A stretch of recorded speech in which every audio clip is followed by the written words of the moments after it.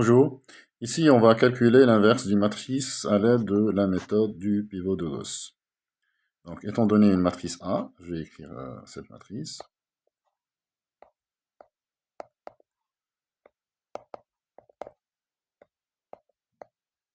Donc comment calculer l'inverse de cette matrice par cette méthode? Donc cette méthode consiste à écrire à droite de la matrice A la matrice I3.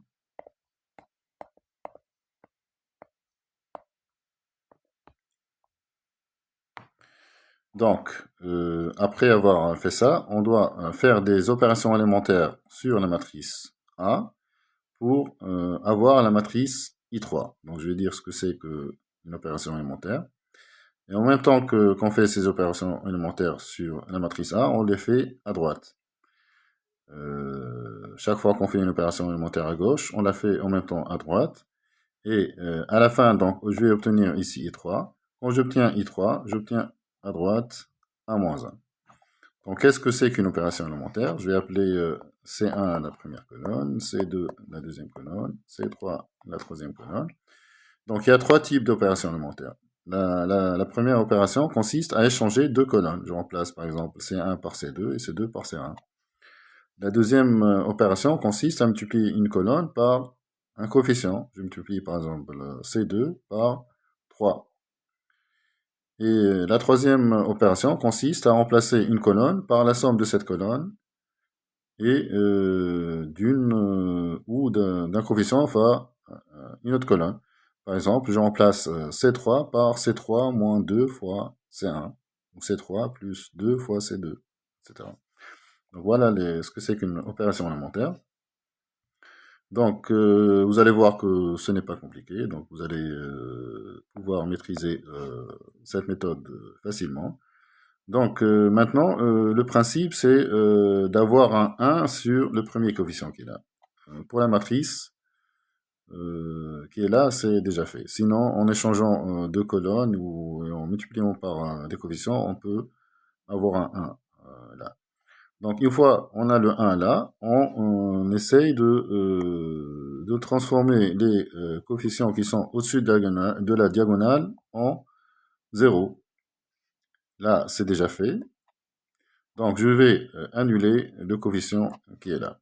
Donc, pour cela, je vais faire l'opération élémentaire suivante. Donc, je garde C1, je garde C2, et je remplace C3 par C3 moins 2C1. Donc, je vais écrire ici C3 moins 3C1.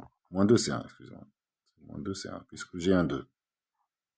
Donc, j'aurai 0, 1 moins 6 moins 5, et là, j'aurai 3 plus 4, 7. Et donc, je fais la même opération élémentaire à droite. C3 moins 2, C1. Donc, j'aurai ici moins 2, 0, 1. Voilà donc pour ma première opération élémentaire. Maintenant, je vais annuler le moins 5 qui est là. Donc, je garde la première colonne. Même chose pour la deuxième. Pour la troisième, je vais remplacer C3 par C3 moins 5, C2. Donc, j'aurai ici 0. Là, j'aurai 0, c'est le but. Et là, j'aurai 7 moins 20, donc j'aurai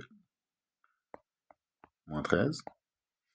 Donc à droite, je garde C1, je garde C2, je fais C3 moins 5, C2. Donc C3 moins 5, C2, ça me donne ici moins 2. Là, j'aurai moins 5. Et là, j'aurai 1. J'avance. Là, je vais transformer le moins 13 qui est là en 1. Donc, je vais multiplier la troisième colonne par moins 1 sur 13. Donc là, je fais C3 sur moins 13. Donc, j'aurai 0, 0, 1. À droite, je fais la même chose. Je divise la troisième colonne par moins 13. Donc j'aurai ici 2 sur 13, 5 sur 13 et moins 1 sur 13.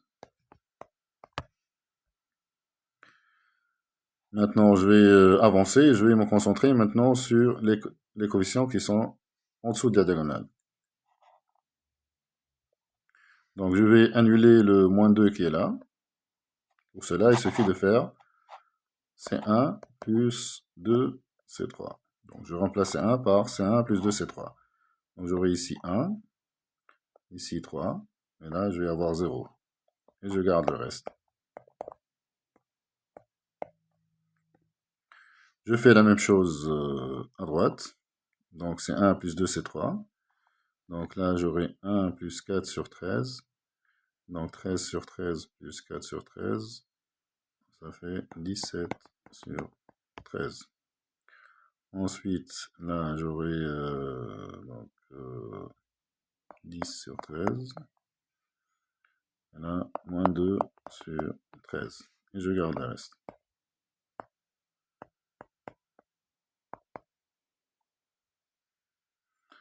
« 2 sur 13, 5 sur 13 et moins 1 sur 13. J'avance. Maintenant, je vais annuler soit j'annule le 3 qui est là ou le 4. Donc, je vais choisir d'annuler le 4. Donc, je garde la première colonne. Je remplace C2 par C2 moins 4. C2 moins 4, C3. Donc, j'aurai ici 0. Là, moins 1. Et là, j'aurai 0. 0, 0, 1. Je fais la même chose à droite.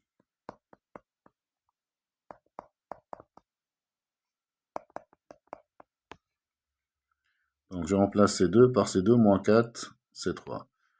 Donc, j'aurai ici moins 8 sur 13.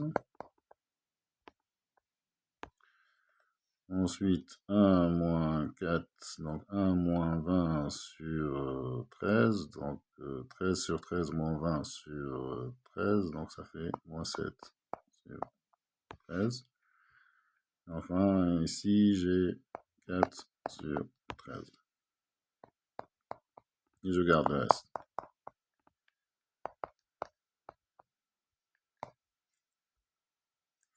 Maintenant, je vais annuler le 3 qui est là. Je fais une opération élémentaire. Je vais remplacer C1 par C1 plus 3C2 pour annuler le 3. 2 là.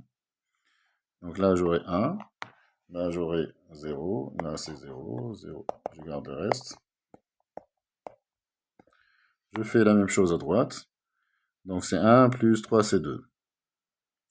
Donc, on aura 17 plus 3, donc moins 24. 17 moins 24, ça fait moins 7. 13. Ensuite, 10 moins 21. Donc, c'est moins 11 sur 13. Et enfin, moins 2 plus 12, donc ça fait 10 sur 13. Ici. Et je garde le reste.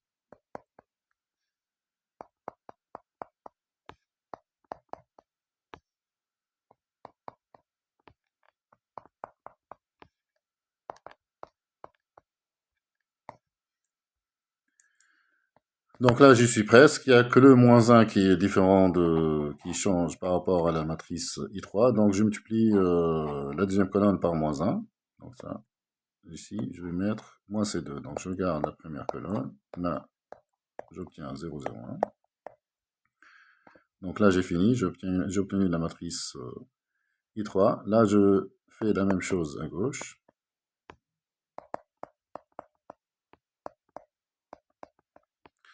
Je multiplie C2 par moins 1, donc j'obtiens 8 sur 13, 7 sur 13. Et je garde le reste.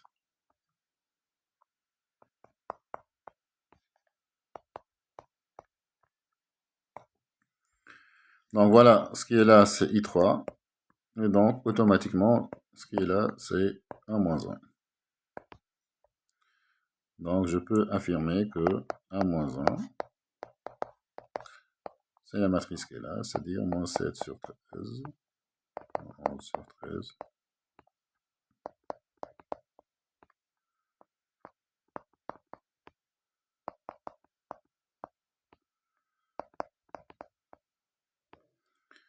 Et enfin, 2 sur 13, 5 sur 13, et moins 1 sur 13. Donc voilà ma matrice A moins 1. Je vais encadrer cette matrice.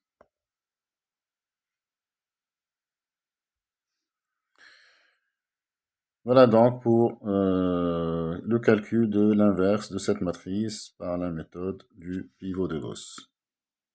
Passons maintenant à la deuxième matrice, qui est une matrice d'ordre 4.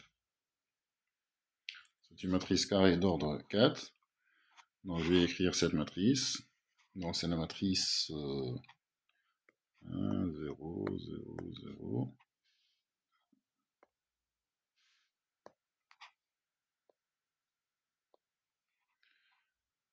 Moins 1, 1, 0, 0.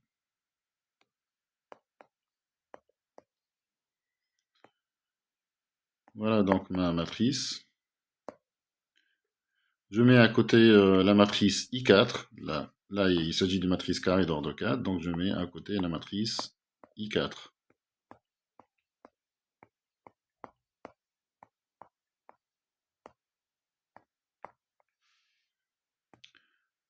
J'ajoute une page. Donc là, je vais annuler le moins A qui est là. La matrice de départ est assez simple. Il n'y a que des zéros en dessous de la diagonale, donc la moitié du travail est faite. Donc je vais annuler les coefficients qui sont au-dessus de la diagonale, donc les moins A qui sont là, là et là. Donc je vais commencer par ce moins A. Donc pour cela, je vais remplacer C2 par C2 plus A C1. Donc je garde C1. Je remplace C2 par C2 plus A fois C1. Donc j'aurai ici moins A plus A, donc c'est 0. Ensuite 1, 0, 0. Ensuite A moins A.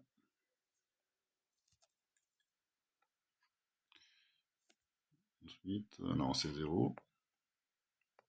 0 moins A, 1, 0. Et enfin, 0, 0, moins A, 1. Je fais la même chose à droite. Donc, je garde la première colonne, qui est 1, 0, 0. Et je remplace C2 par C2 plus AC1. Donc, j'aurai ici 0 plus A fois 1. Donc, j'aurai A. Ensuite, 1, 0, 0. Et je garde le reste.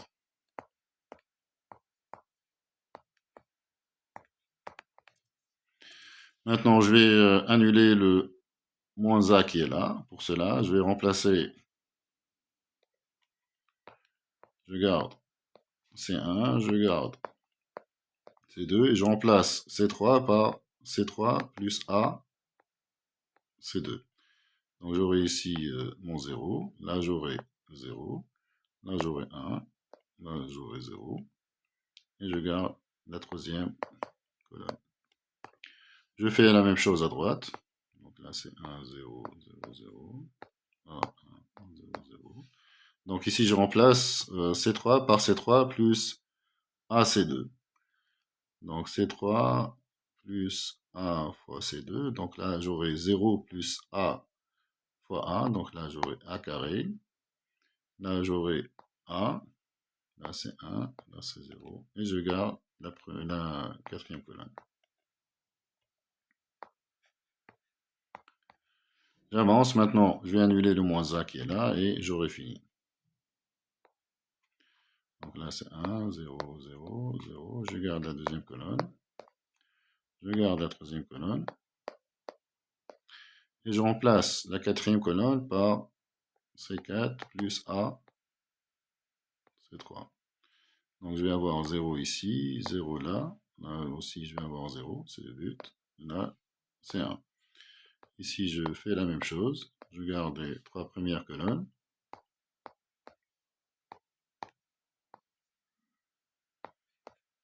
Et là je remplace C4 par C4 plus A, C3. Donc là j'aurai A3. Là j'aurai A carré. Là j'aurai A. Et là 1. Donc voilà, on a fini, on va pouvoir conclure. Donc la matrice qui est là, c'est I3. Et la matrice qui est là, c'est A-1. Je ne sais pas si on l'a appelé A, cette matrice, dans l'énoncé, sinon je vais changer la... Non, c'est B. Donc c'est la matrice B. Donc ce qu'on obtient là, c'est... Excusez-moi. Donc ce qu'on obtient là, c'est la matrice B-1. Donc finalement, donc la matrice B, c'est... Je vais y arriver. Donc la matrice B, moins 1, l'inverse de B, c'est la matrice 1, 0, 0. Ensuite, j'ai A1, 0, 0. Ensuite, A carré, A. Ça, c'est un A.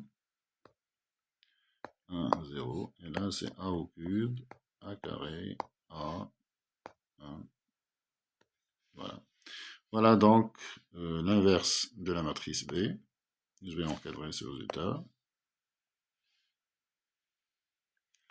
Donc ça, c'est la matrice B-1 obtenue à l'aide de la méthode du pivot de Gauss. Voilà, donc j'espère que cet exercice vous a été utile. N'oubliez pas de liker cette vidéo et de vous abonner à notre chaîne. À bientôt.